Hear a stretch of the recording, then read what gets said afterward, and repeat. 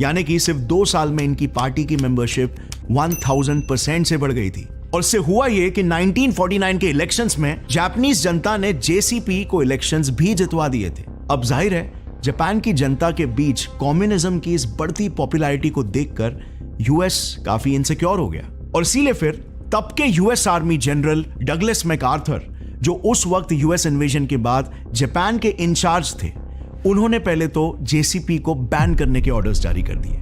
दूसरी बात, उन्होंने एक मैसिव एंटी कम्युनिज्म ड्राइव को लॉन्च कर दिया, जिसमें उन्होंने कम्युनिस्ट पार्टी से अलाइंड 11,000 गवर्नमेंट एम्प्लॉइज को जॉब से फायर कर दिया।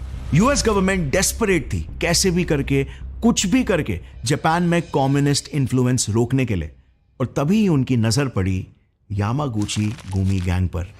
उन्होंने सोचा एक ऐसा गैंग जिनके कनेक्शंस जापान के सारे टॉप एलीट से है, जो जापान के ऑलमोस्ट 3/4 एरिया पर राज करते हैं, जिनसे जापान का बच्चा बच्चा कांपता है। अगर हम इन्हें अपने काबू में ला ले तो ये यूएसएसआर के खिलाफ हमारा सबसे बड़ा हथियार बन सकते हैं। और इसीलिए फिर लेट 1950s में सीआईए ने यूएस गवर्नमेंट के कहने पर याकूजास के साथ नजदीकियां बढ़ाना शुरू कर दिया। सबसे पहले सीआईए ने याकूजास के मेंबर्स को अपने पेरोल पर हायर करके उनसे कम्युनिस्ट पार्टी के लोगों पर अटैक्स करवाना शुरू कर दिया। जैसे उस समय का एक सबसे इनफेमस मात्सुकावा ट्रेन डिरेलमेंट का केस। इसमें सीआईए के कहने पर याकूजा के मेंबर्स ने एक ट्रेन को ही डिरेल कर दिया था, जिसमें 3 लोगों की मौत हो गई थी और कई लोग जख्मी हुए थे।